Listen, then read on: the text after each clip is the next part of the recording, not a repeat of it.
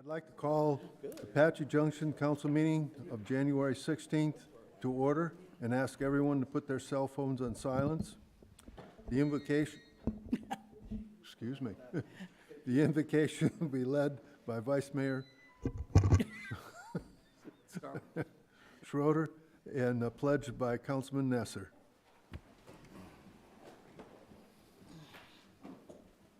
Thank you, Lord, for giving us the opportunity to serve the residents of Apache Junction. Please give us wisdom in making the decisions that benefit all. Please have a watchful eye out for all of our first responders, including all military, police, ambulance, firefighters. And if it's not too much trouble, the Tampa Bay Buccaneers will be going to Detroit, Michigan next week. If you wouldn't mind seeing them through to a victory, the Lions. Thank you. Amen. Amen. I pledge allegiance to the flag of the United States of America and to the republic for which it stands, one nation, under God, indivisible, with liberty and justice for all. Oh, so good. Okay, as a reminder, all items on the consent agenda will be approved with one motion. If a council member wishes to remove an item for further discussion,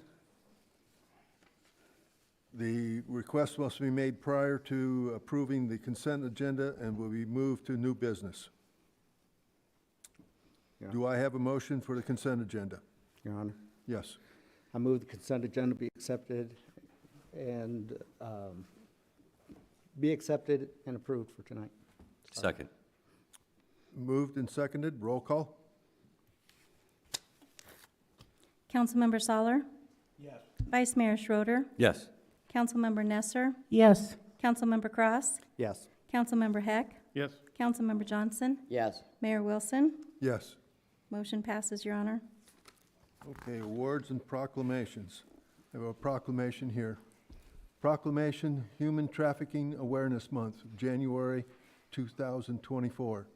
Whereas human trafficking impacts people across all denomination or demographics, and the ages, including teenagers and children, and whereas an estimated 27.6 million people are subject to human trafficking globally, including cases of human trafficking reported in every U.S. state and territory, and whereas the National Center for Missing and Exploited Children estimates that 1 in 6 runaway children in the United States reported to a center in 2021 were victims of sex trafficking, and whereas Arizona ranks in the top 15 states with the highest rates of human trafficking per capita, and whereas the city of Apache Junction joins schools, churches, nonprofit organization, law enforcement, federal and state coalitions, and the Not in Our City organization movement in our commitment to increase public awareness of human trafficking epidemic with impacts our community, state, nation, and world. Now, therefore, I, Chip Wilson, Mayor of the City of Apache Junction, do hereby proclaim January 2024 as Human Traffic Awareness Month. And who am I going to present it to? Chief Pooley. Okay.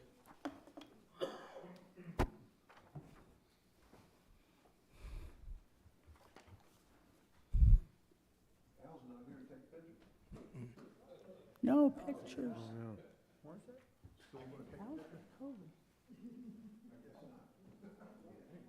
I just heard that tonight. We also have member.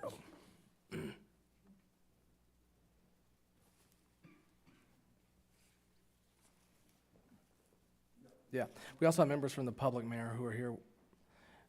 We'll give them some time too.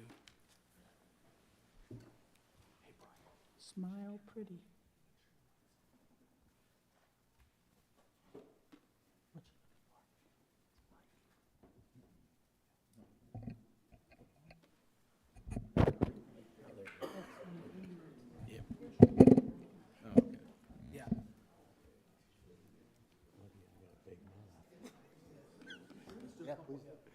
What'd you say?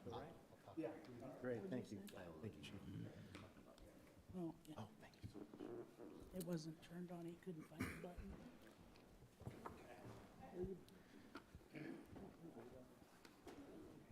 Chief has graciously allowed me to say a few words. My name is Scott September, and I am a former council member in a neighboring community here in Gilbert, Arizona. And I became aware of this trafficking issue when I became a council member 4 years ago, and it affected me. And I'm on a board of an organization called Not in Our City. We raise awareness for this issue because so many people are not even aware of it. And if you're not aware of a problem, you really can't address it. You can't prepare yourself for it or your children. Not in Our City has an annual event called Night of Hope. This year it's February 18th at 5 p.m. It's going to be at Grand Canyon University at their basketball stadium, and I'd like to invite everybody here to that event. We're bringing together churches, community leaders, law enforcement, and elected officials to stand up and make this statement and let the community know that people are concerned and people are watching and people are now aware. Thank you for making this proclamation, Mayor. I also want to thank Councilmember Cross for bringing this up. It's important when a city makes a proclamation because it says something about who you are as a city. And by proclaiming not in our city that you're not going to allow this to continue or you're going to be a part of the solution means a lot. It means a lot to your community. It means a lot to every person here in Arizona. I want to thank you for it. And again, invite you, notinourcity.org. You can go there and you can get more information. You sign up. You'll be VIP access for you, and I'll meet you there and get you to your seats. But thank you very much, and thank you, Chief, for letting me say a few words. Thank you. Chief? Thank you, Mayor, members of council. It's a pleasure to be here again this evening. Just like what was said, this is something that we continue to battle across the country, and with this in mind, it's something at the forefront of the police department that we go out there all the times, and we keep up with training, we keep up with trends, what's going on. This is something that does affect every culture, every religion, every race, every socioeconomic class. And a lot of the victims don't even realize they are victims until they realize the danger they're in constantly of being hurt, physically abused, mentally and emotionally. And as our community and as our city continue to work together to get this training out, the word out, with organizations like this, it impacts lives. I've seen it personally. I've seen victims of human trafficking, sex trafficking, that have turned their lives around. And it would not have been done had it not been for one individual, whether it was a teacher, a preacher, whoever it may have been that made the call to get some help. And so again, thank you for this proclamation, Mayor. Thank you. Okay, regional intergovernment updates. Do I have anything from City Council over here? Yes, go ahead. Mention this. Sure, go ahead. Okay, I suspect it may be in the current events, but I want to mention an upcoming event at the end of February. It's Lost Dutchman Days. This is a signature event for our city. It's been going on for 60 years, and it is something that highlights what we're all about as a city.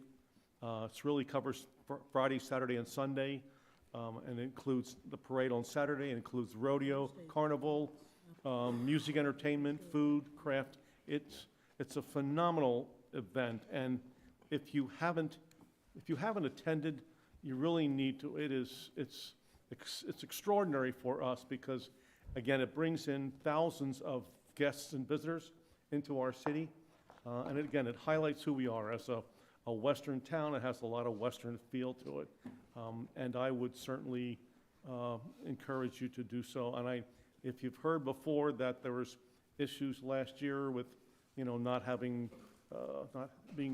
buying a ticket for the rodeo and not being able to get in, it was because, well, we changed the way we sell the tickets, and now when you buy a ticket, you have to buy a ticket for one particular day. You can't just buy a ticket and go any day you want.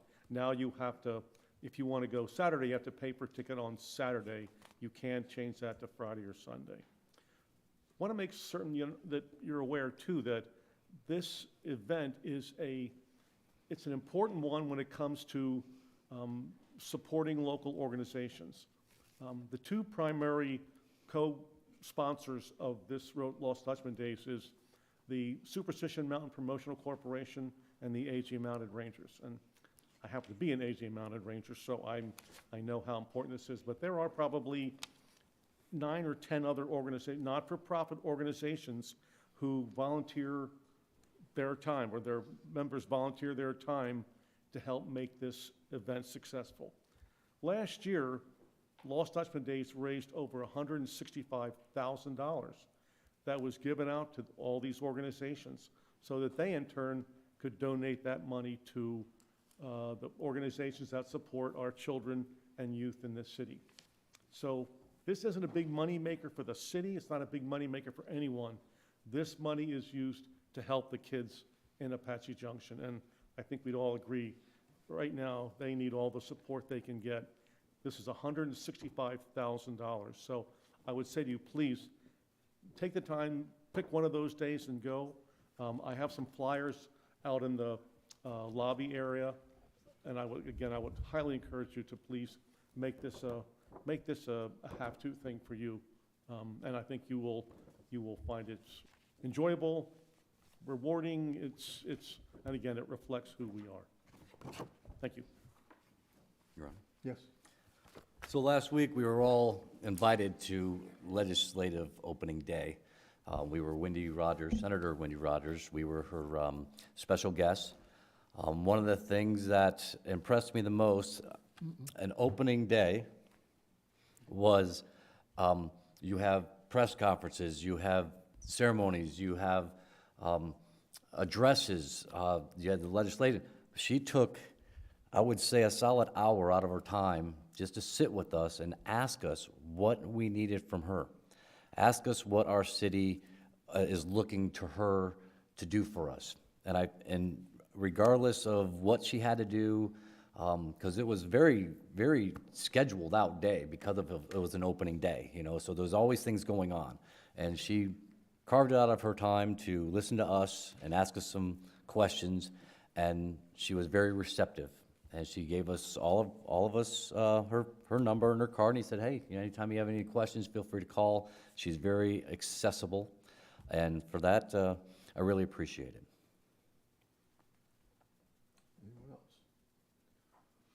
Okay, I'll make a quick comment concerning this as well. It was our opportunity to sit down with her and talk to her what, some of the things that we are concerned about, and she was like, Robert said, she was very receptive and listened and definitely paid attention, took notes. So it's something that it was great. Also, I also attended breakfast with the governor. It was done the very next day. And it was an opportunity not only to hear her state of the city, but also to get to talk to other cities, mayors, and other communities as to what's going on in their community and what's going on. And yes, we had some wonderful questions that were presented to her that one of them she admitted she didn't know anything about, which I respect her in the aspect of admitting it, and said that she'd have to investigate it. Okay. Good. But it was an opportunity for us to see her in action, as well as, like I say, communication with other city mayors. As you can see, there's 3 other mayors right there that we're with. Also, this Saturday, I had I want to say, doing a memorial for Sergeant Southart, and it was attended at the VFW, but It was well attended by a lot of family members as well as friends, even some active duty members from the service that were there and that knew him and related their stories on him. It was an opportunity to celebrate his life, and unfortunately, you know, it came to a tragic end just back in November when the helicopter that they were in trying to do an in-flight refueling had problems and came down. One of the things that right after we heard about the, I'll say, accident, and that he was a former junior high and high school student here in Apache Junction, and when he graduated from high school, this is where he joined the Army.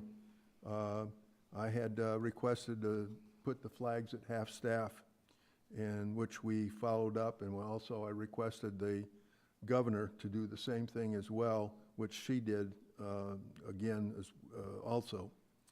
I got this thank you note from the Southworth family, and I'm going to, you know, kind of not read it word for word, but the family got to see the flags at half-staff on the morning that they were leaving on the 13th, going to Dover Air Force Base to receive his body.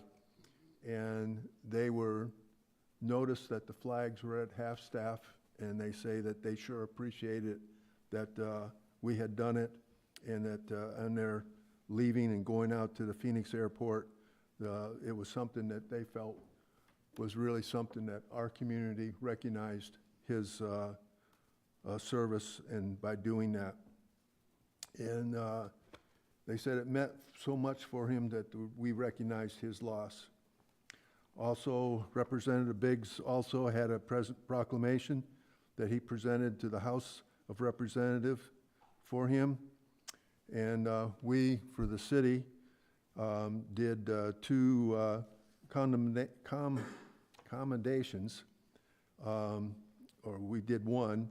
The governor did one as well, and we put them into frames and gave them to the family. I went downtown Phoenix, down to the Capitol, on the day the flags were flying at half-staff for him, and took pictures. I also have pictures of our flags at half-staff as well, and we put them into a frame to show them that the flags were actually at half-staff on those days. And we also gave the family a flag that flew over the city in his honor, so that they saw that we were very, I'm going to say, moved by his service, and it was great to communicate with everyone there in his service. And the unfortunate thing is he was only 27 years old. Okay. City Manager's report. Thank you, Your Honor. From staff, we are so grateful for men and women who so courageously will look towards service to their community, to their country. And Mayor, we're grateful to be able to support whatever you've been able to accomplish in helping support the family. As a staff, we'll continue to do all we can to support the family in this time. One of the favorite things I get to do is to highlight staff, and I have a member of our staff here tonight, Victor Martinez, and I'll have him stand up in a minute, who has really developed a relationship in the state and now in our country for his work in code compliance. One of Victor's accomplishments that best highlights his value to our community is his involvement in regional and national code enforcement associations.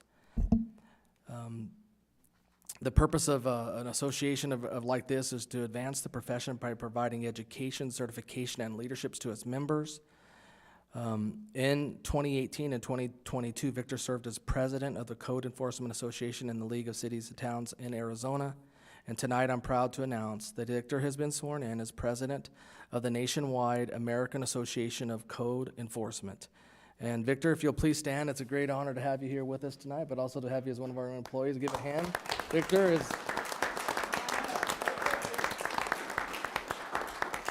here at the National Association being sworn in, and for the year 2024 will be the president. I guess we will call you President Victor throughout the year. Your Honor, tonight I'm also very happy to share with you, over in our library department, we have received every year for the last several years from the foundation called the Glenn Perkins Foundation, a $20,000 award for purchasing new computers for public use. The city was pleasantly surprised to learn that we would be receiving a much larger than normal designation of $79,000.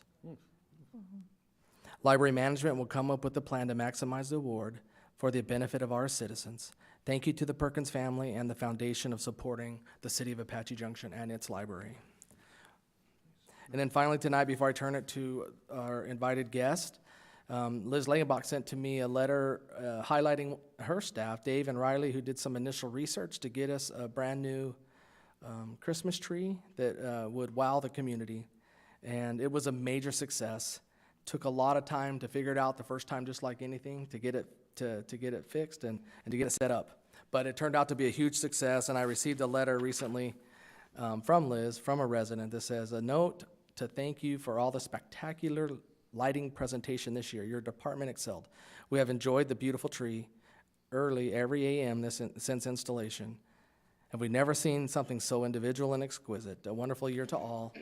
Jim and Shirley Rollins. So I want to thank you for your support in helping us do this update in the budget last year to make it happen. And we had a great year, and we're looking forward to the year ahead.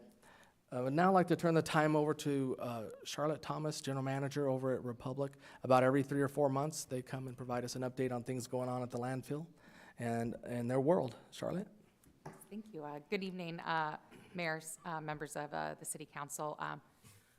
Thank you for having us out to update you again on the work that Republic Services is doing with Apache Junction. Just to reintroduce myself, like Brian said, Charlotte Thomas, I'm the General Manager for Republic Services in East Phoenix. We cover all of the East Valley, including servicing Apache Junction and managing the landfill as well. With me today, I brought Emma Reyes, our municipal manager, and she'll do most of the talking once I'm done.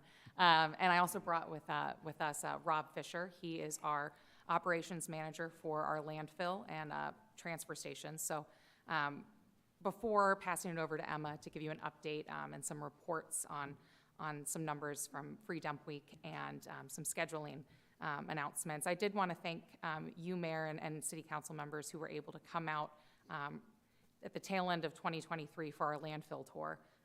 It was a great opportunity for us to continue growing our partnership and discussing what's going on at the landfill, and it's a great opportunity for Rob and his team to really show off what they're doing at the landfill and put a face to the landfill when we go in there for those free dump days. So really appreciate everyone coming out and looking forward to more opportunities to do that in 2024. But with that, I will pass it to Emma, who will give some updates on our free dump week, some FAQs around bulk, and just general announcements. So thank you. Alrighty. Hello, Mayor and Council, and thank you so much, City Manager Bryant, for having us here today. Is this the next button? Yep, there you go. Okay, perfect. So the holiday schedule that we have for 2024, the only holidays that we do not operate on is Thanksgiving, Christmas, and New Year's Day. And so this year, they all fall on a weekday. So for each holiday date that falls on a weekday, that day and the remainder of the week's collection will be serviced on a one-day delay, just for clarification. So for the Free Dump Week 2024 schedule, and this is also found on the City of Apache Junction website, we have coming up February 1st through the 10th, May 6th through the 11th, August 5th through the 10th, and November 4th through the 9th. So just a little bit about Free Dump Week 2023 participation. we had a total of 2,514 households or residents that came to take advantage of the free dump week in 2023. So Q1, we had 622 scale tickets, Q2, 586, Q3, 490, and Q4, 816. So I think in Q4, a lot of people took advantage of the free dump week, so that was great. So I just wanted to talk about, I guess, common questions that we get with our bulk service. There have been a little bit of confusion about, okay, the bulk pile can be 6 feet by 6 feet by 6 feet, but we do ask for branches to be cut into 3 feet pieces and tied and bundled. It's just because there is only one bulk service driver out there, so as much as we can help out the one driver that is servicing that bulk trash, yeah, if we could bundle that yard waste, that would be amazing for our drivers and helpers. And then these are the items not accepted. I just wanted to highlight, the loose grass, leaves, weeds, and twigs. I mean, I was out there and I was trying to pick up every single twig for this one customer, so it took about like 10 to 15 minutes, and we want to avoid that as much as possible. So, and then these items not accepted and the ones that are accepted are also on the City of Apache Junction website for viewing. So, yes. Any questions? Yes. Any chance that the weight limit can be increased, maybe up to 1,000 pounds versus? It doesn't take much green waste to, Yeah. One cactus and you're over 1,000 pounds. Yeah, no, those cacti can get real heavy. I hear you. I'll circle up with our team and we'll circle back with you, Daryl. Appreciate it. Anyone else? Oh, I have another one. Okay. How close are you to capacity at the landfill? Well, we're still on track to hit that 2035 number, especially if we can redirect tonnage, maybe to our landfill down in Florence from our transfer station. So we are adjusting our operations as needed to reach that end date of December 31st, 2035. That's the date. Thanks. No one else? Thank you very much. All right, thank you very much. Appreciate it.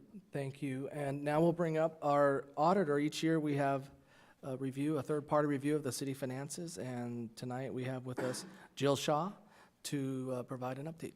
Right, thank you. Mayor Wilson, members of the council, thank you for having me here this evening to talk about the audit.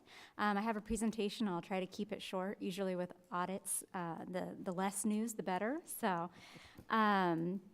all right, my name is Jill Shaw, and I'm an engagement partner with Heinfeld Meech, and so I oversaw the financial statement audit for this year and quality control and those kinds of things. This was our firm's first year doing the city's audit, so it was a new experience for us as well. Just a little bit about the audit timeline. It's about a 6-month process that we start in the summer. We come out before the books are closed, look at some compliance requirements and that kind of thing, and then we come out after the books are closed, after June 30th. And then this year, the audit reports were issued on December 27th. And every year, we are required to do a presentation, so I'm sure you've heard from previous auditors in the past, and that's in accordance with statute. As far as the scope of our audit goes, we perform an audit of the financial statements. We also do an audit in accordance with government auditing standards and also uniform guidance, which is necessary because the city spends more than $750,000 in federal awards, or they did this year anyway, not necessarily every year, but this year they did. We also issue an opinion on the annual expenditure limitation report to make sure that total expenditures for the city are not exceeding those levels, and then also issue a report on expenditures of the HERF fund, so looking at those and making sure that they are in accordance with statute guidelines over that funding. Any of our communications typically talk about fraud because it's a common misconception that the purpose of the audit is to discover fraud. And while we do have discussions with a council member and certain people within management and employees of the city, that's not the sole purpose behind the audit. Really, our responsibility is to provide a reasonable but not absolute assurance on the financial statements, which means that we develop some materiality thresholds because it just wouldn't be possible to look at every dollar. So we're developing those thresholds and looking at the material amounts within the financial statements and then ultimately issuing an opinion on those financial statements. This year we did issue what we call an unmodified or a clean opinion on the financial statements. So that's great news. That's the best type of an opinion that the city can receive. There was also a new accounting standard that had to be implemented, which brought some new liabilities onto the financial statements for subscription liabilities. So now these days, a lot of things are subscriptions. So you're signing 2-3-year agreements, and now those things are required to come onto the books as a liability, offset by an asset. So that was something new this year. We're required to let you know that there are some estimates in the financial statements. The city's estimates are very common for Arizona municipalities, things like how long depreciable assets are going to be used or the value of pension liabilities. Those are actuarially determined, so very common estimates. We would also be required to let you know if we had done any adjustments to the financial statements. So we start with the city's general ledger and are looking for those material misstatements that require adjustment. So they're essentially errors in the financials. So I'm happy to report that we did not identify any of those types of errors. So I usually tell councils and boards that if we're able to say that we did not have any adjustments for material weaknesses and the audit was done on time, those are the two best indicators of how an audit went. Just some other required communications. We didn't have any disagreements with management over application of accounting principles or accounting standards. At the end of the audit, management did sign the representation letter stating that they had given us everything that we had asked for in terms of audit documentation, and they're taking responsibility for the financial statements, and that's a standard letter that's signed at the end of each audit. And, you know, management was wonderful to work with. I'd really like to thank Leslie and Connie and everybody in the finance department for their help. They were very responsive to our requests, very prepared, which just helps the audit stay on time and, you know, a less painful process. I think you all have seen or been provided with a copy of the audit report. It's called the Annual Comprehensive Financial Report, so just a few highlights there. The biggest one being page 16 is that clean opinion on the financial statements, but some other pages to highlight that as you're going through provide a good summary of the behind the financial statements. We also did do that federal audit that I mentioned. We call it the single audit this year. Because of some of those stimulus funds, we were required to look at the coronavirus state and local fiscal recovery funds. So that was a federal program, that last tranche of funding that came out related to the pandemic. So we looked at how that money was spent, that it was in accordance with federal guidelines, and we did not identify any material weaknesses or significant deficiencies there. In addition to looking at the financial statements, we also spend a good deal of time looking at internal controls, so those policies and procedures behind the numbers. And so I'm happy to report we did not identify any internal control weaknesses behind the numbers as well. And that would have been reported in the single audit report had we found any of those. Because the city hasn't had a single audit every year for the last couple of years, it's only required if you hit that $750,000 threshold. You may notice that the city was identified as not identified as a low-risk auditee, and that's the only reason why, is just because a federal audit wasn't done last year. So just to sum up things, the audit was filed on time with all state, federal regulations. In fact, it's not due until March 31st, so you're well ahead of that deadline. And then it was also filed in time to meet the GFOA submission deadline to receive the Certificate of Achievement for Excellence in Financial Reporting. That was due December 31st, so that is a great indicator of how the audit went as well.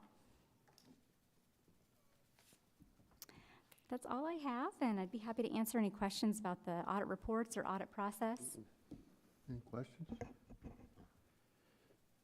Thank you. All right, thank you. Mr. Mayor, if I can just note one thing. Anyone can view the annual comprehensive financial report on our website, apachejunctionaz.gov/financial reports, and you can view all the material. It's a big PDF, but it has all the financial information about the city. Thank you, Jill, and your firm, as well as I want to echo her thanks that she gave to finance staff. They do a great job for our city, and all the staff that use our new system, our accounting software, and track the public spending of the public dollars so well. And lastly, Mayor, we have a couple items from Matt, just to update a couple items going on in the community, and then that will conclude my report. And it is very quick, just a reminder that we have the Lost Dutchman Marathon coming up, February 18th. I believe there's still some room to sign up. You can go to their website and find that. The full marathon is sold out. It's sold out First for, time okay. Ever this early, yeah. That's great. Thank you. Sold out for the, if you want to do this, the half ones and the 8K or whatever, but the full marathon, there are no spaces left. Great, thank you. That's Peter, good. how many countries are involved this year, do you know? I don't know how many countries. Many, but not sure how many. yeah, we could find out and It's like get that information to the council. 5 or Yeah. 6. I'm a little upset I was gonna run in that, but You just missed Yeah. it. There's the half marathon. There was no 26-yard marathon. Would have been doing that one. And lastly, just a reminder that people can sign up for our newsletter, which they can get lots of great information about things like the marathon, the Lost Dutchman Days that Councilmember Heck mentioned earlier, or lots of other great events and other happenings in the city. Just go to our homepage, www.apachejunctionaz.gov, and it'll pop up a little sign up for our weekly newsletter. And that's all I have tonight, Your Honor. Thank you. Public hearings. Consideration of application for a new Series 12 liquor license by Taco Giro. Giro. What? Giro. Guido? Giro. Okay, Like an H, like Gila. yeah, all right. Jennifer? Thank you, Your Honor. City Council members, before you this evening is a new Series 12 liquor license application for a new business here in town called Taco Giro. It is located at 1520 West Apache Trail. We did send out our building safety and PD fire inspection requests. All of them have come back with recommending that you approve the liquor license this evening. The applicant was notified of the meeting, however, they were not able to be here this evening. So they have been found in compliance, and we're here for a public hearing. Okay, does anyone wish to speak on this subject? This excuse me, consideration? Don't see anyone moving. Any discussion from the council?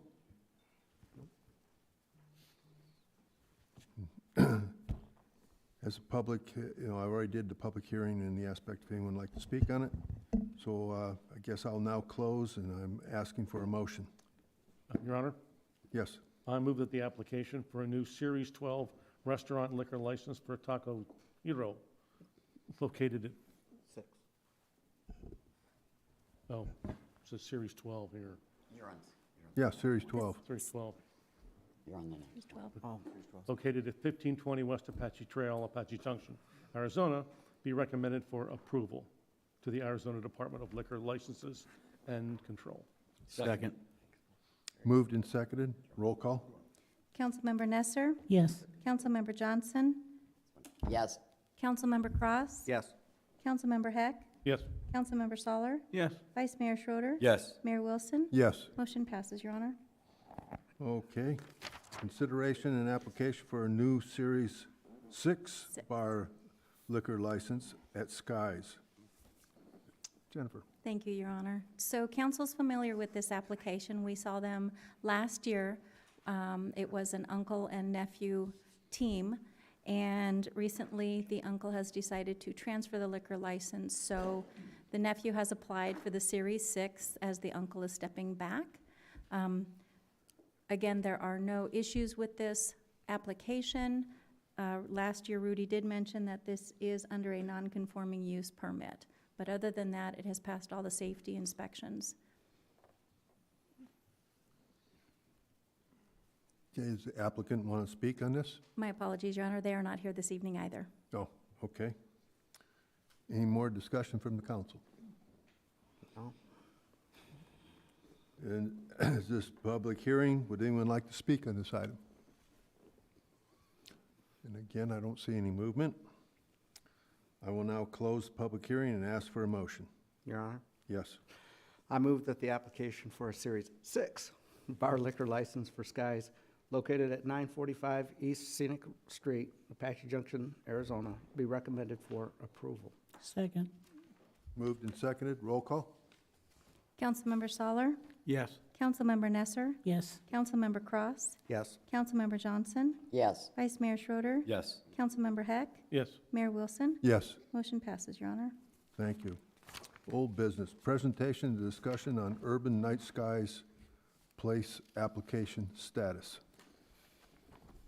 Kesley. Kelsey, did you have a separate presentation? I do. You do? Is it already downloaded? Why don't I let you drive and if you know where it is? I do. Perfect. All right, good evening, Mayor and fellow council members. My name is Kelsey Shatnick. I'm a planner on staff, and tonight I'm here to provide you with a brief update on the city's Urban Night Sky Place application. As a reminder, the city decided to pursue an Urban Night Sky Place application in September of 2022. Staff submitted the first submittal on May 2023, and we received comments from Dark Sky in June 2023. Our primary comment was that all on-site outdoor lighting must be retrofitted to meet Dark Sky standards before an application is considered complete. To give an idea of what that looks like, on City Hall campus, there are 255 fixtures. So again, in June, they told us 100% of the lighting must be retrofitted before the application's complete. However, in September of 2023, they updated the regulations to only require 67% of lighting to be retrofitted on site before an application was completed. So once we received this feedback, staff began working with the vendor Train to get an estimate of the overall project cost. The estimated total they provided to us is about $262,000. This proposal would meet Dark Sky standards and increase energy efficiency on site. It would also provide some updated control systems for our maintenance department, and this also includes the installation cost of all lighting. So once we got this estimate, Misty, our grants administrator, started looking into grants to fund the project. And based on the available funding, we've decided to split the retrofitting into 2 phases. So phase 1 will be City Hall and the police department, and the estimated cost is about $102,000. This again includes all outdoor lighting, including parking lots, walkways, as well as wall sconces. The primary funding source for this project will be the U.S. Department of Energy Efficiency and Conservation Block Grant, which will come out to be about $76,000, and we anticipate this funding being available this spring. And we are currently looking into other funding sources to make up that difference because the $76,000 won't cover that full cost.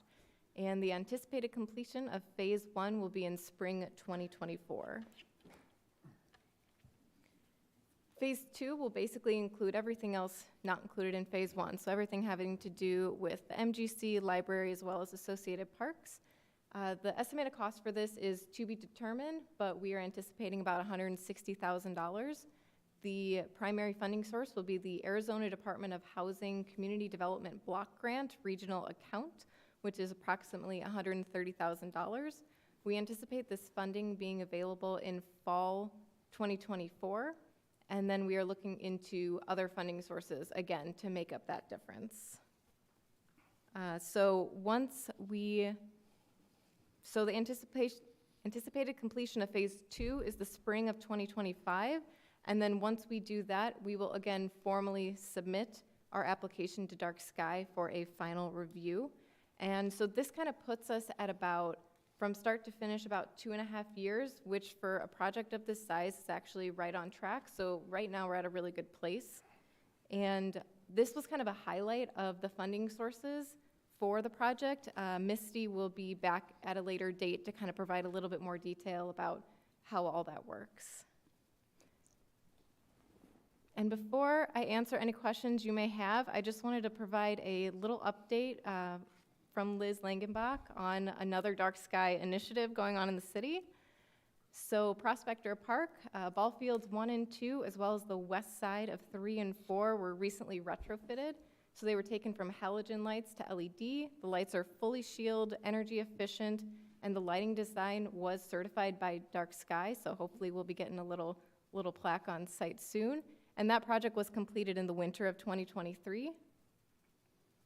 So here's a look. This is the before, and here's the after. Wow. Nice. So putting it side by side, you can really see a difference on what the shielding does to that lighting. And I've heard nothing but positive things from people who've used the fields. They say they can actually see the balls better. So it's really great feedback we've received. It's amazing. It is amazing. And with that, I'm happy to answer any questions. Anyone got any questions? I've got a question. Again, Kelsey, thank you for all your hard work you've done. This, I mean, this has been a project of yours for years. I know, and I feel responsible for that. I'm terribly sorry. So I guess one of the questions I have might not be specifically for you, but so some of the shortfalls that we would come up as far as the grant goes, is there any other avenues in our budget to make up that shortfall? Yes, we would be able to work through the normal budgetary process to prioritize, and we would make this a priority as it's been something that the mayor and council's been working on for some time now. So the answer is yes. We can Thank you. make that happen, yeah. Thanks. It would be a capital item, I guess, right? Mayor, Yes, what's that? Would be a capital expenditure. That is correct. It would be a capital, yeah. Mayor, Yeah. just to follow up on what Vice Mayor said, I can tell you when we were out there campaigning, this is a big issue with our residents. They all want dark skies. That's why we move here, and I really appreciate you going out and doing all this hard work. Thank you. Okay. Thanks, Kelsey. Well done. New business, discussion and consideration for resolution number 24-01 and intergovernmental agreement with Pinal County for election services. Jennifer. Thank you, Your Honor, City Council. This is the contract that comes before City Council every election cycle. This is so that the county can prepare our ballots and any voter-related materials for our August and November election this year. It includes all of the postage usually, and it will include any of the early voting sites. We have worked very closely with Pinal County and Dana Lewis since elections has become under her purview. I don't have any other information for you that might be relevant to this. I will say that in 2022, we were not charged for that election. So we saved a little money there. And I will say that we have a standing contract with Maricopa County for our roughly 207 voters that are sitting in Maricopa County. I did check with Pinal County recently, and we've got 26,000 registered voters. That doesn't mean all of them will vote. However, I presume that more of them will vote come November. So my goal is that we have our election and that everything is taken care of at the primary. Okay. Your Honor, Yes. I've got a question. On the price range that you have, roughly 19,000 to 20,500, Jennifer, theoretically, will that possibly go way up if there's a tremendous amount of new registered voters coming into the scene? Our expansion down south, and then also, a lot of people are going to get on board for the election this year because of the so-called controversy that may arise. So in March, we have our PPE, which is the presidential preference election, and that's statewide. I imagine we'll see more registered voters for that because we are in our snowbird season. Our August election, you may see that change as they change their voter reg to when they go back home. The county, Pinal County charges 75 cents per registered voter.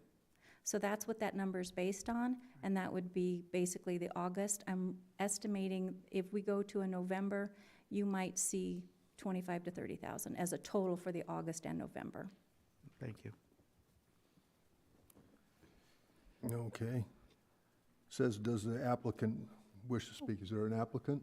Sorry, Your Honor, no. Okay. That's us.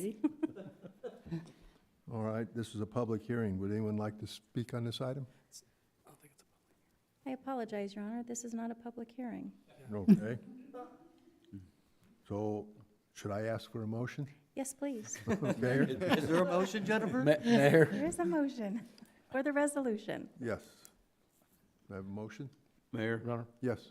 I move that resolution number 24-01, a resolution of the mayor and city council of the city of Apache Junction, Arizona, approving the intergovernmental agreement with Pinal County for election services for the August 2024 primary election, and if necessary, the November 2024 general election be approved. Second. Moved and seconded. Roll call? Councilmember Heck, Yes. Councilmember Cross, Yes. Vice Mayor Schroeder. Yes. Councilmember Nesser. Yes. Councilmember Johnson. Yes. Councilmember Solar. Yes. Mayor Wilson. Yes. Motion passes, Your Honor, and I would like to apologize. I was a little short-staffed and a little chaotic last week, so your script is my mistake. Thank Okay. you. Discussion and updates on direction to staff regarding zoning code related to conditional use permits. Nick? Thank you, Nick. Your Honor, just as a reminder, Councilmember Nesser brought this up. We've had a discussion. We received council direction staff. We're ready to provide that update. Don't know if you want to do any preamble before we turn it to staff on this. Well, the only thing I'll reiterate again is that I ask that this be put on the agenda for us to discuss it, because the way the city is growing, we may see more, hopefully more industrial businesses, and sometimes they request things that are outside zoning, so they go for a CUP. And as our city is set up right now, CUPs go to planning and zoning, and it stops there unless it's appealed. They're an appointed board, and I'm not convinced that planning and zoning is where it should stop for them to make decisions that might affect the dynamics of the way our city is growing. So my suggestion was that CUPs that planning and zoning do their job as a recommending body, and that CUPs come to city council for the decision based on what P&Z sends to us. And that doesn't mean it has to be all CUPs, something like a business that wants to have a larger sign. So there's certain things that planning and zoning could do the approval of.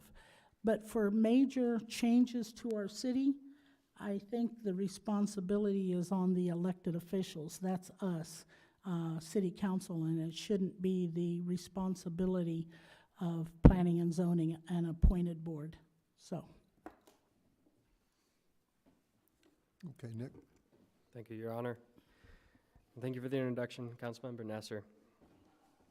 So as was noted, it was in the December 5th, 2023 meeting that the City Council held this discussion regarding the conditional use permits and the different ideas regarding the approval authority.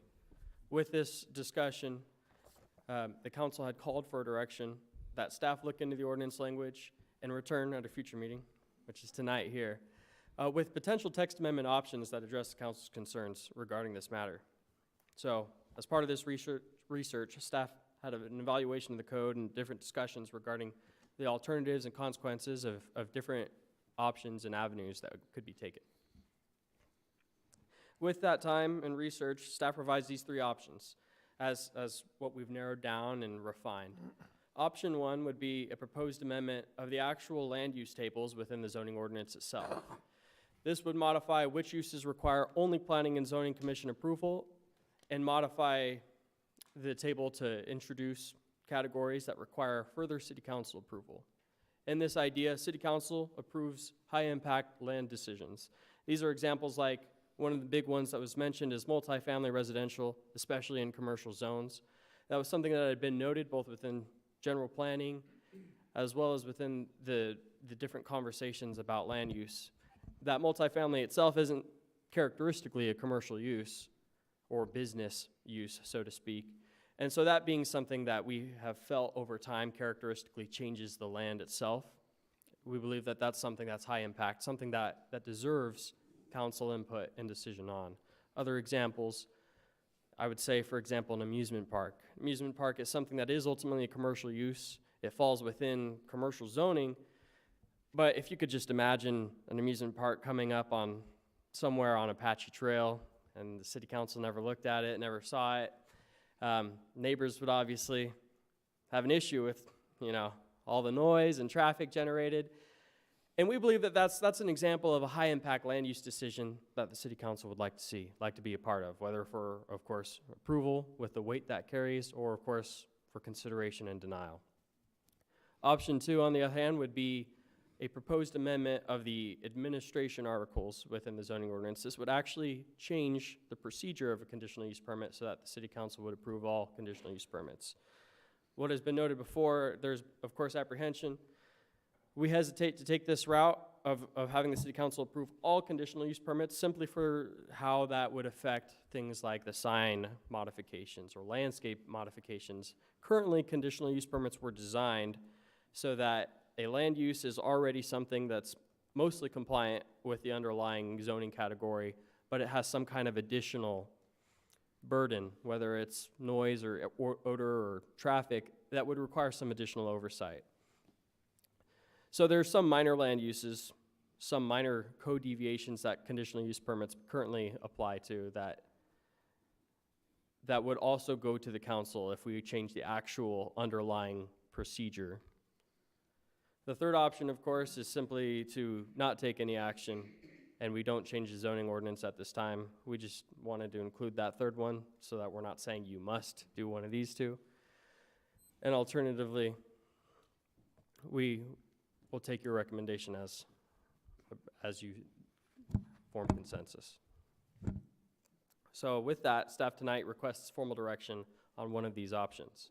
The timeline for this, looking into the future, would be that staff would further, based on one of these options, research different code alternatives, different code language, and the legal actions behind that. We would draft that text amendment. We would then provide it as a matter of standard procedure for all zoning text amendments to the Planning and Zoning Commission for a work session and review. Even though it affects them and it affects their approval authority as a standard for all zoning ordinance text procedures, they would have a chance to look at it and provide their recommendation. They would have their public hearing. And then it would come back to the city council for a further work session. And then you would have the chance to vote on it at your own public hearing. So with that, I'm here to answer any questions, but we would like to form a consensus here tonight of what direction we want to go in. Okay, Your Honor? yes? Nick, on option 1, Yes. when it says city council approves high-impact land decisions, is the plan to create some kind of definition or a more formal concept of, who decides what a high-impact land decision is, or, is there something more definitive? Yes, that is something that we would get to. Right now, we don't have every single detail for every single one of these options, as that is something that I've spent quite a lot of time just within this last month kind of trying to understand what each, in the prior December 5th meeting, there was discussion about grades, about some things would only maybe need Planning and Zoning Commission approval, some things definitely deserve City Council approval. And we've internally tried to discuss what is that high impact land decision. There's a couple different ways to approach this, and that's more what we'll be getting into and what we'll be doing like the individual research on. But that would be part of the process, is an actual definition of what needs City Council approval, what only needs Planning and Zoning Commission approval.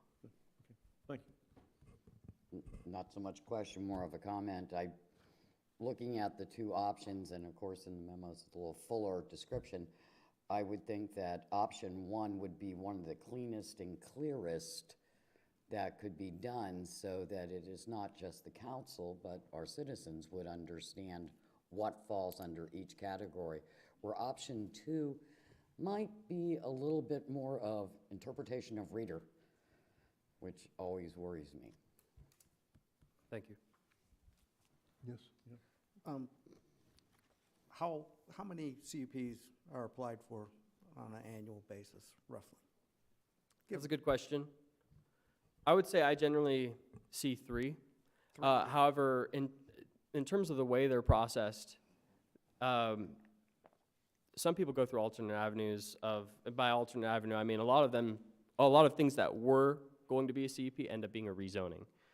And that's normally something that staff has tried to guide applicants through. When we see something that's on a level of high land use, high impact, something that really needs what we would consider like a planned development in order to actually modify a specific zoning standard, something that goes beyond just a standard Planning and Zoning Commission oversight, often those have ended up being rezonings themselves. Okay. And then for each of the zoning categories or descriptions of things that can go, for instance, in a B1 commercial zone, is there a way to go through and more clearly identify what is allowed and what's not allowed versus putting a CUP on everything that goes out? Yes, that is part of what we plan to be part of this process, just to have clear definition of what's high impact, what needs city council approval. And I'll also say that we do anticipate, just to step back to the previous question, we anticipate more to come, especially as the city's grown and as developments accelerated as a trend. I said 3, but we have 3 active right now, and it's only the first month of the year, and we expect more to come. My experience here has been both just seeing everything grow, and can't exactly take an average, but we are definitely seeing more coming. And so as Councilmember Nesser said, it's a very timely point to make this decision. Over here, anyone? I just like the idea that the council makes the decisions on these, because that's what we get elected to do. I would have to see what you come up with option 1 on what you're going to consider high impact, because I just see it being clean if we just did it on all of them, but I'd like to see what you come up with. You're on. Yes. Just to humor me, what is the difference between a CUP and a development agreement? So those fall under different categories in terms of how the zoning, there's nothing in zoning about what a development agreement does. Like a development agreement is specifically a contract between the city and some kind of private entity, like a developer or business owner, in order to execute some kind of standard. There may be some kind of intersection in terms of things that we normally address under a conditional use permit, but a conditional use permit itself is strictly just an evaluation of a land use that would generally be, that it is generally conforms with the underlying zoning and just requires Planning and Zoning Commission oversight. So a conditional use permit may have conditions in order to restrict things like noise or traffic, but it is specifically narrowed and legally formed just around those impacts and the evaluation of those impacts. And so to speak, like let's say you have one of these examples is a restaurant with outdoor music, and those are approved under a conditional use permit right now. The idea being that if they were too noisy, that it becomes a neighborhood burden, that conditional use permit can be revoked. And it's just a matter of operation and a matter of land use permission and permitting. But the development agreements themselves could be any kind of contract. But you could put in a development agreement live music. Yes, So I believe so. Yeah, so I mean, you really could just have one or the other. believe, Joel, I think you can best answer this because the development agreements themselves are not part of the zoning ordinance. Mayor and Council, yeah, Nick is correct. A development agreement should never be used, should not be used. I shouldn't say never, but it has been used in the past, but it shouldn't be used for basically changing the zoning. You're not supposed to do that. A conditional use permit is a right of someone to use land that is not in the zoning code. And it says if it's not here, you have to get a conditional use permit. You have, because of the extra effects, the secondary effects of whatever use you're talking about. And that's why you have conditional use permits. Development agreements are a bit different. Those are contractual. And if the contract is violated, there's certain remedies. Is the CUP not contractual? It is not. It has conditions. But you can violate a CUP. You, say again? You could violate a CUP. Yes, and if you do, the power of the city is to take it back to the council or right now, the Planning and Zoning Commission, and it could be revoked. So it is a contract. It's not a contract. Sounds No. like a contract. Development agreement is, a conditional use permit is not a contract. It is a right to use the land, and if violations occur, basically the use can be taken away by the Planning and Zoning Commission, and it could be appealed to the city council. Well, I took the scenic route to say option 1 would probably be the best way to go. Your Honor. And I think it's consistent, Your Honor, I'm sorry, it is consistent with where you want to go with, as we grow, we're going to get more and more. Nick's right, you're seeing more, especially with these things related to and so close to major impacts to your city. Need to get these into, in my opinion, your world for purposes of the rezoning, and keep conditional use permits more narrow. Your Honor. Just for the record then, I want to say what I already said is that the responsibility should be our responsibility, the elected officials, and I definitely will go with option 1. I have one more question for Nick. Yes. So having spent 8 years on the Planning and Zoning Commission, just curious, how is this being accepted or reacted to by the Planning and Zoning? Are they looking at this as though we're trying to strip them of any authority, or is it they recognize that there may be some things that really do require elected officials to weigh in on? Can you answer that for me? I unfortunately cannot. Within the last month, I have not had that conversation with them myself. As this originated as a council action in the December 5th meeting, the direction was just to take it back to the city council for further conversation about what direction we want to go in. We will talk with the Planning and Zoning Commission about it. But as of this point, as it has strictly been a council item, and we've just kept it internally with you. Yeah, I just want, I mean, that's an important part of this city's Yes. operation and organization, and I don't, while I would agree that our option 1 is I think the best direction, I also don't want them to get the sense that we don't have faith in them and that we think that we're the ones that hold all the knowledge here. 'Cause God knows I don't. So, I just want to make sure. Mayor, Peter, Yeah. to kind of reply to that, I look at it that as we grow, and if we get more of these in for bigger things, let's say that somebody does bring a suit, wants to appeal something. So we take it ends up going to court, goes to Superior Court, and it's a Planning and Zoning Commission appointed people who they're basically disagreeing with, not the elected officials. Right. And that's my biggest reason behind this. It's not that I want to take something away from P&Z, but I just think it just doesn't come across good to me to say that, there's a suit going on based on appointed people making that decision and not the elected officials. Mr. Mayor, if I could add to that. Yes. Well, there's a CUP right now for major decisions. It can go to the city council if someone appeals it. And so if someone doesn't like that decision, then they would basically take it to court, in Superior Court against the city. So the individuals of the P&Z Commission they probably would not get sued. City council, yes, that's very likely. Interestingly, the Board of Adjustment has a provision that if they basically handle planning administrator decisions. That's one thing they do. And that can be appealed to Superior Court also. There's a clause in the state law that says if it's 100,000 people or more that your city has, it goes to the city council. So that one, for some reason, the legislature put that in, that like in bigger cities, it goes directly to the city council as basically a recommendation for the Board of Adjustment.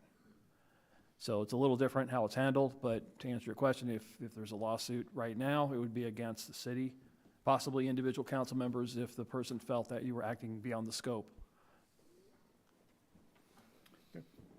Mayor, Yes. again, if we go with number one, they're still gonna make the recommendation. And pretty much, unless there's something glaring, we're not gonna override them. I mean, if it's something glaring, then we deal with it. But I mean, we're not taking power away from them other than we're making the final yes. But they're gonna go do all the work, and then we're gonna look at it, and 99% of the time, we're probably gonna approve it. You know, if they say approve it. But, you know, I think we still have to have the city council involved in some of these, at least, the big ones, at least. I'd like to see what you come up with on those. Yes. Nick, do you have any information that you could provide us from how other cities are handling a CUP? Like Mesa, Gilbert, Chandler? Yes. If you could provide that, it'd be interesting to see how they handle theirs. I actually prepared a brief list myself, just thinking that answer might come up. This was part of my research. Without going city by city, line by line, I can just say that generally it's broken into a few different ways. Some cities, everything is run by the city council. All conditional use permits do get approved by, or they get recommended by a planning and zoning commission board, and then ultimately approved by a city council. I can also say that about another half do it the exact same way that we're doing it right now. Now, there may be some differences within what land uses only require a conditional use permit, but I can say that about half the cities I was looking at, a conditional use permit only goes to a planning and zoning board for approval. On the other hand, we have a few outliers. There's some cities like Tempe or Phoenix where a singular person, like a hearing officer, makes that decision. I don't believe that's the direction we wanted to go in. But then on the other hand, you brought up Mesa, and I thought Mesa was probably one of the more interesting routes where they have special use permits, which is the same thing as our conditional use permits, and then they also have council use permits, which is that higher grade that we were referring to. It's a secondary, it's similar to what we have described about having these higher impact land use decisions specifically being made by the city council. So that has been one of the avenues I've been looking into.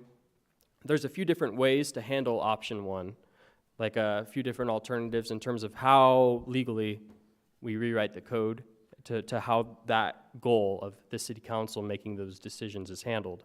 But Mesa's model is one that I've looked at as a potential way we can go. Okay. Well, based on what we've discussed, I'm for option one, so for the record. Sounds like option one. Okay, thank you, Nick. Thank you very much. Okay. Call to the public. So, Someone say You something? need direction from us? so are we looking for a motion tonight to get going? No, Are there's we no good? motion needed. We can bring it forward and continue as, we can either bring it forward as a call to, direction to staff, or I think we heard enough That's clear to to just me. move forward. Well, I think you need a direction to staff under the city code for that. Well, we need a direction to staff? Can we do it on this meeting, Joel? It's, Can they make a motion tonight? Well, this for is a new direction business item. I think you could probably make a motion to direct staff to do as you discussed. staff? Option one. Okay, can I have a motion? I'll make a motion that we direct staff, I don't have mine won't come up. On the screen. Yeah, just option one is fine. Okay, option one, that we go with option one, a proposed amendment of Article 1-5 zoning bulk and use regulations, blah, blah, blah. Second. Blah. Jackie, do I have a blah second motion? Second. Bambi seconds. Bambi? Okay. Roll call? Councilmember Soller? Blah, yes. Councilmember Nesser? Yes. Councilmember Cross? Yes. Councilmember Johnson? Yes. Vice Mayor Schroeder? Yes. Councilmember Heck? Yes. Mayor Wilson? Yes. Motion passes, Your Honor. Okay. Blah, blah, blah. Okay, now. Now I'll do call to the public. I'd like to remind everyone, call to the public as a courtesy is not required by law. It is a time for the public to express requests, communication, comments, and suggestions. Requests to speak forms must have been completed and handed to the city clerk before the city manager's report. I just remembered something.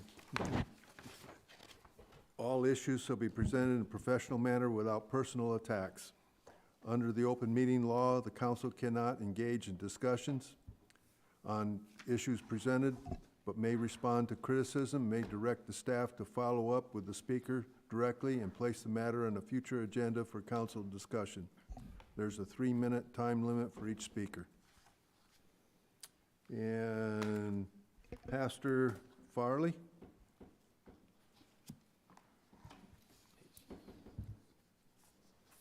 Good evening, Your Honor and City Council, Mr. Attorney, and Mr. City Manager. Thank you all. My name is Pastor Mark Farley, 2140 East Old West Highway, Apache Junction. We're homes from heaven. We're purchasing that property, 10.2 acres. Our goal is to provide intergenerational community for both young adults, 18 to 35, and our highly impacted seniors that are having trouble finding affordable, safe places to rent in this time. Our mission is to teach, train, mentor, guide, and grow inspired, motivated young adults to have careers and education. We're partnering with 3 major corporations here in the East Valley and Central Phoenix, as well as ASU, GCU, and 2 trade schools to scholarship these young individuals in to teach them careers. We're also working to teach life living skills. We're also going to have a retail operation to fund the operation side of our business. That way we can keep the costs down and help teach, train, and grow these young adults. We're trying to create a safe living experience for young adults that want to gain these useful skills. And we also want to bring in the senior crowd, because what we've learned is from the U.S. General's advisory is that the 3 biggest factors right now are decline of personal relationships, the rapid pace of changing technology, and isolation that's reducing the self-esteem and increasing all kinds of disconnection. So that's our goal in bringing this to community. The good thing is, by having motivated young adults, they'll be employed, they'll be also going to school, and they'll be able to learn self-sufficiency, and that's the goal of Homes from Heaven, is to help these folks grab their own lives. We work primarily with a lot of the youngsters that are aging out of the foster care system and the orphanages with nowhere to go. Also, all the way up to the age of 32, because what we've learned, and we've got experiences we can share with you of young adults that have been working 3, 4, 5 endless jobs going nowhere, living with 3, 4, 5 roommates, finding themselves homeless, finding themselves getting in trouble with law. So I see I have a minute left. We've been here a long time. I want to thank you all for the time tonight. Thank you. Thank you. Okay, Donna Carr?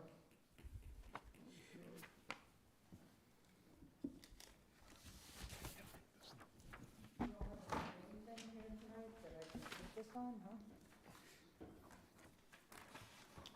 don't think we're really set up for that. Matt, I'm gonna let you do this. I think it's, yeah, I'll let you do this. Which one is it? Push that one.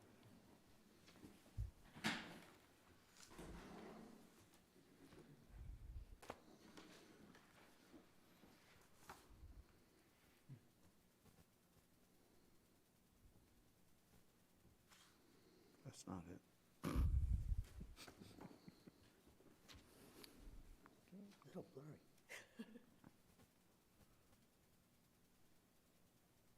Doesn't help that much either. Yeah, that's the main part. you. Hi, Donna Carr, an Apache Junction resident. I'm bringing this up because I brought it up probably about a year and a half ago. The blue line that goes from the top down 2/3 of the way, that's Meridian. The blue line that goes from left to right, that is baseline. The red dot, that's where there's a metal factory that has cancer-causing agents. Now, when D.R. Horton develops the area, I think people should be informed that there's cancer-causing agents. Now, when I brought it up about a year and a half ago, what I was told by one of the council members is, but they're behind a block wall. I don't know, did you tell the cancer-causing agents to stay behind a block wall? I'm just wondering. But as you can see, it does spread out, and I think people need to be informed. They're also 3% above EPA standards on cancer-causing agents. Now, the only other area other than this that's close by would be Miami and Globe, but they're a mining town. I think the other thing I wanted to bring up is the reclaimed water again. And the reclaimed water, not only can you not take out medications, you don't have the technology to do it yet. You also cannot take out diseases such as COVID, cancer. Any disease that a person has that has landed in that toilet, you can end up with it through the reclaimed water. It needs to be cleaned better. And you don't have the technology to do it, so please don't put it out our taps yet. I mean, you haven't even figured out on how to get rid of the forever chemicals. So I'm just saying is you need to take a better look at this before you go setting it out our tap water. And one more thing is, Mayor, now that you guys own the rodeo grounds,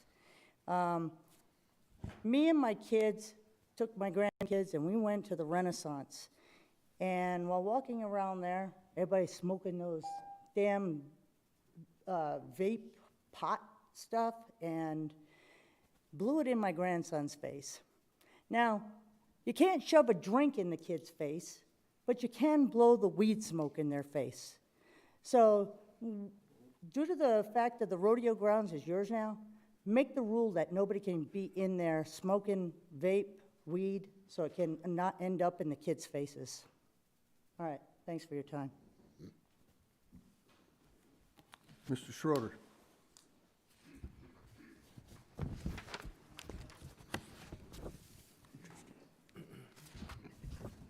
Good evening. George Schroeder, 2444 West Virginia Street, AJ. Tess, I like your idea. Councilwoman Tess, I like your idea. We do need to make it council's priority to say yay or nay. We do. Because we just went through a fiasco where the codes, both the building and the CCRs, are just crap. So this council in previous years made it so they can't even violate. They can't even see who's violating it because they made a code if you can't see it, they can't code it. We really need to get rid of that one. How can you do code if you're not permitted to see what's going on? And then we have rogue staffers and personnel that go out and just do whatever the heck they want to do. Wow. And then you say nothing about it. I've invited several of you out to look at my neighborhood, houses around. This building code is the same way. They got it so screwed up. Only the DS director knows what's happening. It's been that long since it's been goofed up. What are we going to do about it? We've covered this before. $200,000 to revise our codes. Oh, no, we can't do that. We got people dying because of code violations. I keep helping the community. Unpaid, unwanted civil servant, right? Okay, well, that's what I do. Sorry. If you don't like it, that's tough. So I will continue to do it. I'll tell you again, there's no way to stop me. Many people have tried. But again, this needs to be yours. But we don't want to go where we went for 3.5, 4 years, people being personally attacked. For what? For what? Because you can't get your poop straight? Let's get it right. We need to change these codes. We need to get them right so you can understand them, not so one dictator can do whatever they want to do. And that's what he did. He did it in my neighborhood. He's doing it in other places. He's going to do it again and again and again until we make the codes where you can understand them. And many of you know what I'm talking about. You've been the victims, you've been the perpetrators. What are we gonna do? Huh? You're just gonna let it keep going, keep going? That's wrong. So, interesting choices of people we keep company with down at the Senate. Fake elector, racist people. Really? You are who you associate with. Catherine Meek.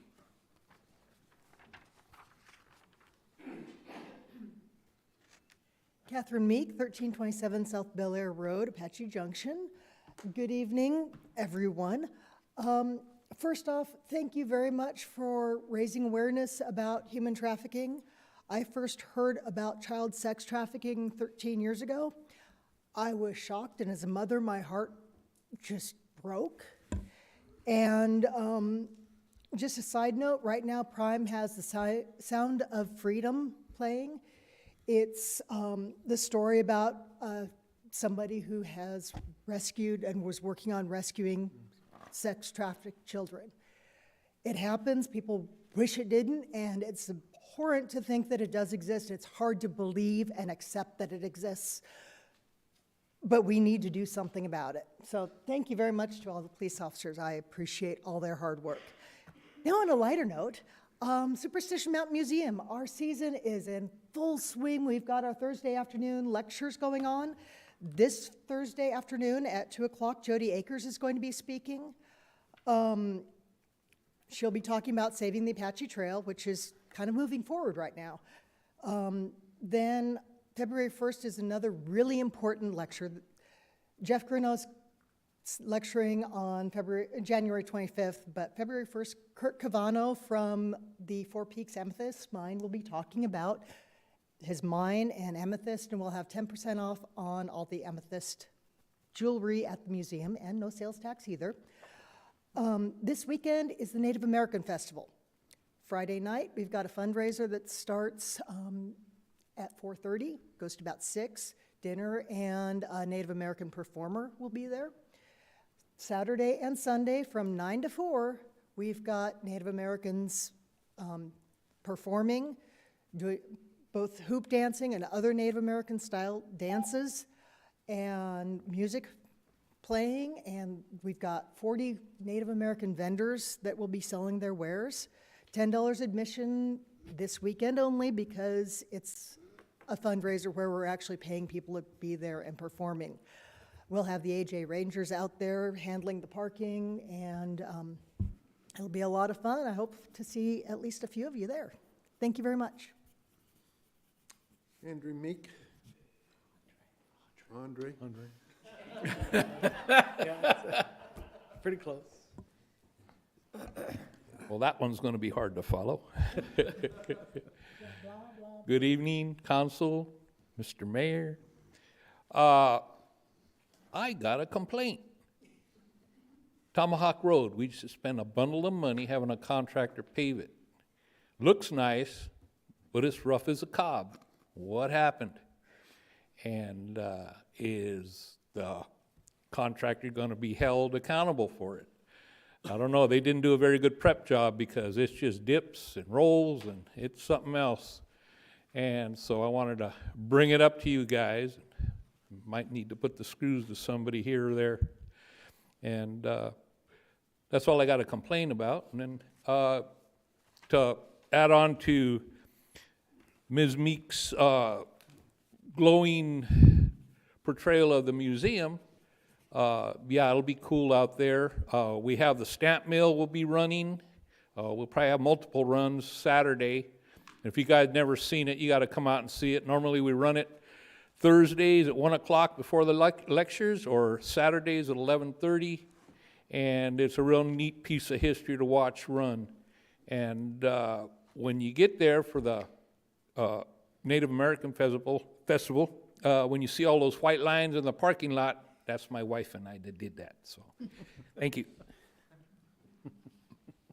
No, the council have anything to follow up?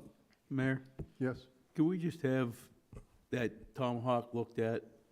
Yes, absolutely. We do need to double check that, and we're working right now to get a response. I don't think we will tonight. But Ted Wolf, our Public Works Director, will get a response, and we will get that to you. It's definitely a little rough. I drive it. Yeah. Do you have an update on the barricades? barriers. The barriers on, Can I provide that in a report later, Joel? Yes, you can do that later. thank you. I do have an update, so.